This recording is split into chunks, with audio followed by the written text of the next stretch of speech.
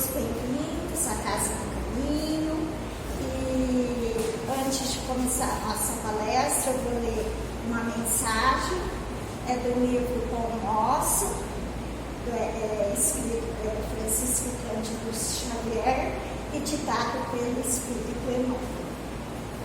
Inimigos. Amai, pois, os vossos inimigos. Jesus. Está em Lucas, capítulo 6, versículo 35. A afirmativa do Mestre Divino merece meditação em toda parte. Naturalmente que a recomendação quanto ao amor aos inimigos pede análise especial. A multidão, em geral, não traduz o verbo amar senão pelas atividades cariciosas. Para que um homem demonstre capacidade afetiva, ante os olhos vulgares, precisará movimentar imenso cabedal de palavras e atitudes ternas. Quando sabemos que o amor pode resplandecer no coração das criaturas, sem qualquer exteriorização superficial, por que o Pai nos confira experiência laboriosas e rudes na terra ou em outros mundos, não lhe podemos atribuir qualquer negação de amor. No terreno a que se reporta o amigo divino, é justo nos detenhamos em legítimas ponderações. Onde há luta, há antagonismo, revelando a existência de circunstâncias com as quais não seria lícito concordar em se tratando do bem comum. Quando o Senhor nos aconselhou amar os inimigos, não exigiu aplausos ao que rouba ou destrói deliberadamente, nem mandou multiplicarmos as asas da perversidade ou da má-fé. Recomendou realmente auxiliarmos os mais cruéis, no entanto, não com aprovação indébita, e sim com a disposição sincera e fraternal de ajudá-los a se reerguerem para a senda divina, através da paciência, do recurso reconstrutivo ou do trabalhador restaurador. O Mestre, acima de tudo, preocupou-se em preservar-nos contra o veneno do ódio, evitando-nos a queda em disputas inferiores, inúteis ou desastrosas. Ama, pois, os que se mostram contrários ao teu coração, amparando-os fraternalmente com todas as possibilidades de socorro ao teu alcance, convicto de que semelhante medida te livrará do calamitoso duelo do mal contra o mal. Vamos nos fechar nossos olhos, nos conectarmos com a espiritualidade maior. Deus, nosso Pai, Jesus, Mestre amado, espiritualidade amiga, que nos recebe em todas as quartas-feiras neste horário, para estudarmos junto as lições do Mestre Jesus, que possamos acalmar as nossas mentes, os nossos corações e juntos procurarmos entender um pouquinho mais das lições deixadas pelo nosso maior exemplo, o exemplo e guia, nosso Mestre Jesus. Que possamos, Senhor, ter a calma, a paciência e pensarmos em tudo que for dito nesta lição tão necessária para os tempos atuais. Então, que precisamos combatê-la, mas jamais tentarmos ser iguais àqueles que estão prejudicando não só a si, mas a todo o planeta. Seja conosco, Mestre. hoje, agora e sempre. Assim seja. Então, dando continuidade ao nosso estudo, a gente está no capítulo 12. Amai os vossos inimigos. Então já foi falado, pagar o mal com o bem, os inimigos desencarnados, alguém vos bate na face direita, apresentar-lhe também a outra, instruções dos espíritos, a vingança, e para hoje ficou para a gente falar sobre o ódio. Eu vou ler que ele é bem pequena a lição. O ódio. Amai-vos uns aos outros e serei felizes. Sobretudo, tomai a tarefa de amar aqueles que vos inspiram indiferença. Ódio e desprezo. O Cristo, de quem deveis fazer o vosso modelo, vos deu o exemplo desse devotamento. Missionário de amor, amou até dar o seu sangue e a própria vida. O sacrifício que vos obriga a amar aqueles que vos ultrajam e vos perseguem é penoso, mas é precisamente isso que vos torna superiores a ele. Se vós os odiais como vos odeiam, não valei mais do que eles. É a hóstia sem mancha ofertada a Deus sobre o altar de vossos corações. Hóstia de agradável aroma, cujos perfumes sobem até ele. Ainda que a lei do amor queira que se ame indistintamente a todos os irmãos, não endurece o coração contra os maus procedimentos. Ao contrário, é a mais penosa prova. Eu o sei, uma vez que durante a minha última existência terrestre experimentei essa tortura. Mas Deus lá está e pune nesta vida e na outra aqueles que faltam à lei de amor. Não vos esqueçais, meus caros filhos, que o amor nos aproxima de Deus e que o ódio nos afasta dele. Fénelon, Bordeaux, 1861. Então,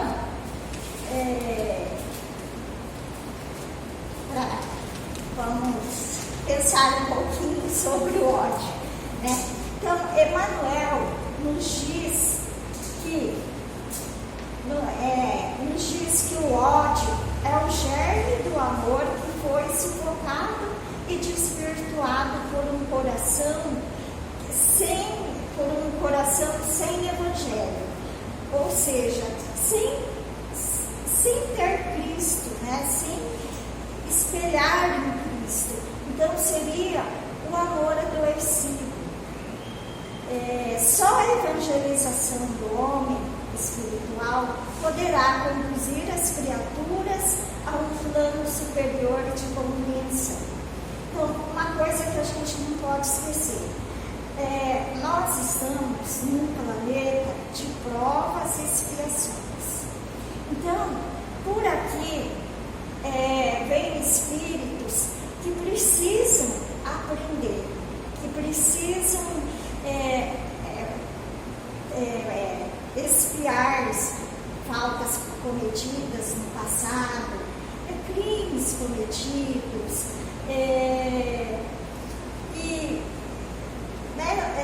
aqui é uma escola, um hospital, por isso que fala, né? Provas e expiações. Então, Deus criou todos os espíritos iguais, né? Com a mesma chance de evoluir, com todas as sementinhas de todas as virtudes que ele vem a ter, e no decorrer de toda essa jornada de séculos, milênios, é lógico que tem espíritos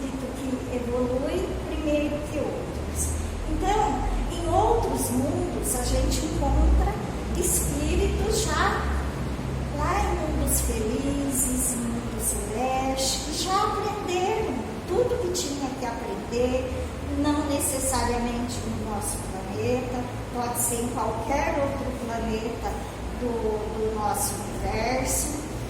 E para a Terra, pelo menos no momento que nós estamos ainda, que ainda somos um planeta de prova e expiação, estão aqueles que ainda têm dificuldade de aprender tudo.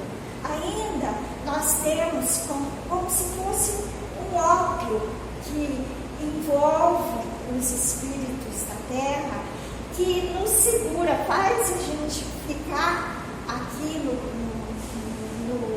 planeta, porque a gente ainda é muito ligado por ódio, por paixões desenfreadas, inconsequentes, pela inveja e pelo orgulho. Se pegar a primeira letra de cada uma dessas palavras, dá ópio. Então é como se fosse um ópio mesmo, que nos ainda segura no planeta Terra. E isso é só a gente olhar os jornais, olhar as notícias, que a gente consegue visualizar isso assim claramente. Como existe o ódio. Aí outra coisa que a gente tem que separar é natural, né? Ou é comum? Natural existir o ódio? Não é. Por quê? Natural é tudo que vem da lei divina, é tudo que Deus criou. Então, o ódio não é natural. Ele pode ser comum. É comum por quê? Exatamente pelas características dos espíritos que encarnam, reencarnam, né? Porque espírito de primeira encarnação não tem mais na Terra. Senão não poderíamos ser prova de provas e expiações. Seria ainda um planeta primitivo, começando lá nas cavernas, batendo em pedra. Então não somos mais reencarnantes de primeira viagem, encarnantes de primeira viagem, sim, somos todos espíritos reencarnantes. Então, por isso que ainda existe muito ódio, muitas paixões desenfreadas, muita inveja, muito orgulho e por aí vai. A gente não sabe de todas as coisas, né, que ainda infelizmente acontecem no nosso planeta. O ódio provém da condição inferior que ainda se encontra o homem, cujo orgulho fala muito alto, impedindo de ver naquele que lhe inspira ódio alguém que necessita do seu perdão, compreensão e cooperação. O ódio normalmente ele é mais ele se manifesta mais assim com as pessoas que não estão muito próximas da gente. Por isso, então a gente vê assim, o assaltante, ele vai, assalta alguém, mata alguém, porque para ele, né, na inferioridade ainda dos problemas, né, dele, ele acha, não é ninguém. Hoje a gente vê por um celular alguém perdendo a vida. Agora, já quando é dentro da família, que normalmente vem dos ódios criados lá atrás, os espíritos encarnam numa mesma família para se melhorar, para corrigir, aí não seria um ódio, seriam mágoas, seriam rancores, assim, percebem um com o outro, mas não é o ódio propriamente dito, que entre seres muito próximos não consegue conviver se tiver ódio de verdade um pelo outro. É igual casamento, falar, um odeia o outro. Não odeia o outro. Porque se fosse ódio de verdade, não conseguiriam se juntar. Pode ser mágoa, pode ser, né, ele traiu, aí fica aquela coisa ruim. Então, é uma espécie de mágoa mesmo, de mais ódio não. Ódios entre um governo e outro governo, que é causado por ganância, né, querer ter mais terra, por orgulho de um governante perto do outro. Mas entre pessoas conhecidas da mesma família, não existe ódio de verdade. Apesar da gente às vezes falar, odeio fulano, mas está errado, não é ódio. Pode ser uma mágoa, pode ser. É negativo também, mas não é ódio. A principal vítima do ódio é aquele que alimenta esse sentimento, visto que o caminho para se conquistar a felicidade passa obrigatoriamente pelo próximo, alguém a quem devemos amar incondicionalmente e não odiar. Amai-vos uns aos outros e serei felizes. Isso Cristo já nos deixou há mais de 2000 anos e sempre bateu nessa tecla. O amor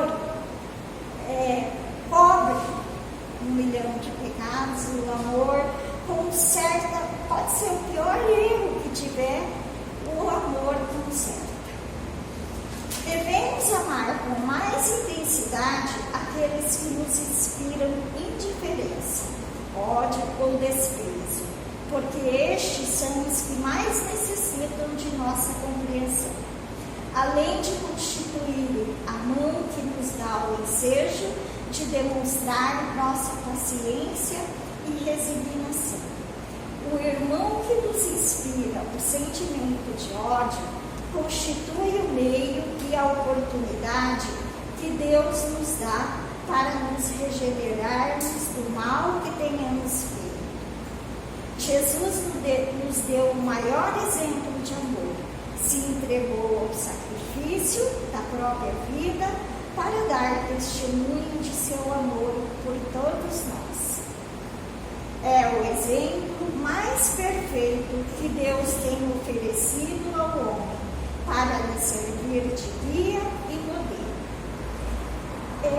Por que é necessário amar os que nos ultrajam e perseguem, mesmo que isso seja penoso? É claro que é penoso você ter que perdoar, ter que, né, amar, como Cristo fala, né, que a gente tem que amar indistintamente. Então, vamos supor, o ladrão veio e matou meu filho. Imagina a dor de uma mãe perdendo um filho. A primeira reação dela seria, se agir friamente, ter ódio, querer se vingar do outro. Mas aí não é assim que Jesus nos ensinou.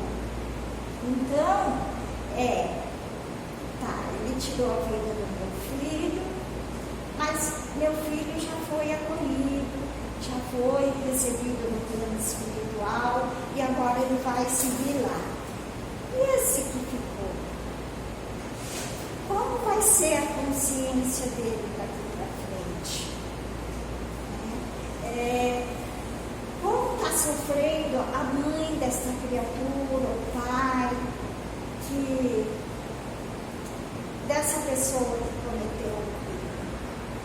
E a gente ir pensando assim, e pedindo auxílios da espiritualidade maior, aquilo que era, a primeiro momento, raiva, ódio, a repulsão por aquele ser, acaba se modificando.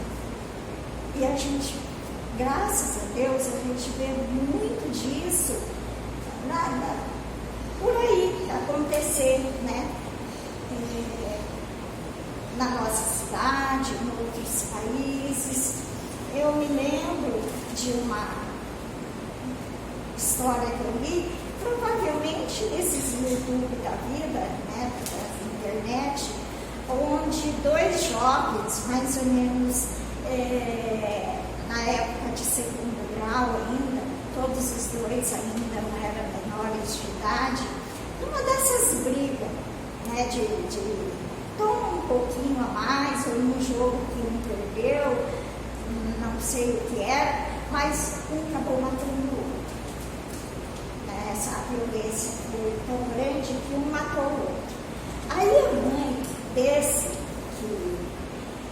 que perdeu o filho, na hora que ela foi, que a polícia pegou, porque era uma briga de jovens, não foi nada difícil pegar quem matou, né?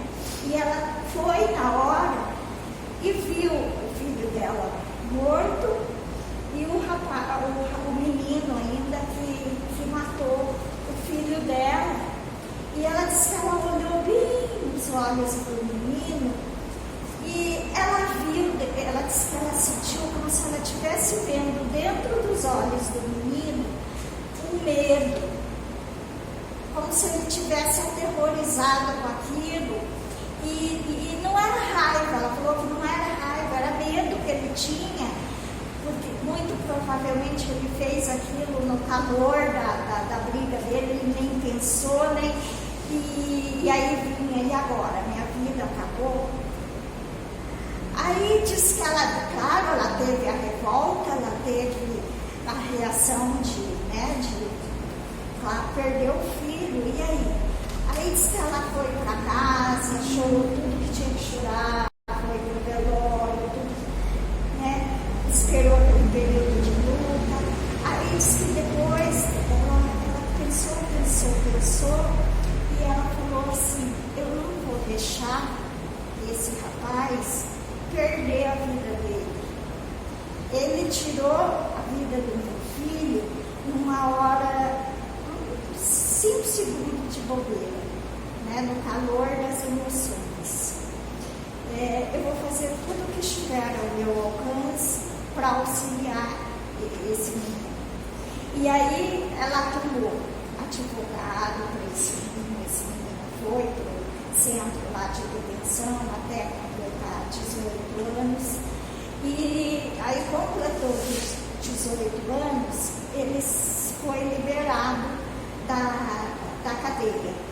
E ela foi receber na porta lá do presídio, ela foi recebê-lo e ele até se assustou, mas eu matei seu filho. Aí disse que ele olhou para ela assim e falou: a senhora aqui? E ela só abraçou ele e ele desabou, chorou. E ela conseguiu auxiliar ele a voltar a estudar, arrumar trabalho. E ela fala que hoje ela cuida dele como se fosse o filho dela, que a vida do filho verdadeiro dela, biológico, foi tirada. Mas aquele era o filho do coração, que era como se ele tivesse se colocado no lugar do filho dela que foi embora. Ela falou, lógico que não substituiu o filho dela biológico, mas que isso fez muito bem para ela, para o espírito dela, que ela se sente em paz, e para o rapaz, que ele poderia, se de repente ela tivesse tido ódio, querer vingança, ele poderia estar nas drogas, matando, continuando matando. E ela pensou no espírito dele,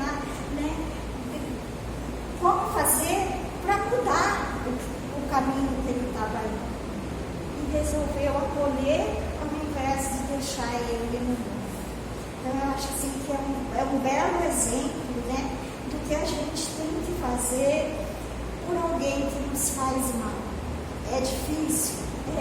Muito, mas não é impossível. É só a gente pensar no que Jesus nos disse, do exemplo que ele nos deu, e tentar, pelo menos, pode da primeira vez que a gente tentar, a gente não conseguir ter a mesma capacidade que essa mãe teve. E se não for nessa encarnação, a gente já vai levar essa sementinha dentro de nós para uma próxima encarnação. Porque, graças a Deus, a gente não... Os bons sentimentos a gente não perde jamais. E a gente não regride. Então, a nossa missão é sempre ser melhor. Por isso que a gente fala assim que a melhor versão nossa é nessa encarnação. Porque a gente não regride, a gente pode estacionar. Se eu fui ruimzinha na outra, nessa eu posso ser ruimzinha também. É uma escolha minha, é uma escolha de cada um. Mas o certo é progredir, é ser melhor. Por isso que nessas casas que recolhem esses menores, né, teria que ter uma assistência de amor. Não existe, né? Infelizmente. Porque aí salvaria muita criança. A semana passada foi no posto, né? Estava esperando ser atendida. Aí veio um policial com 2 meninos. Tem uns 15, 17 anos. Os 2 algemados assim, um com o outro, né? Eles entraram lá para tratar dos dentes. Aí no posto, né? Aí eu fiquei olhando para eles assim, eu falei, meu Deus do céu. Mas menino, tudo, menino. Falei, o que eles esperam agora, né? É jogado aí nessas casas, não tem assistência nenhuma, e amor, né? Eles têm assistência, assim, de comida, de alguns professores que vão lá dar aula, mas a assistência psicológica, de amor, essas coisas, eles não têm.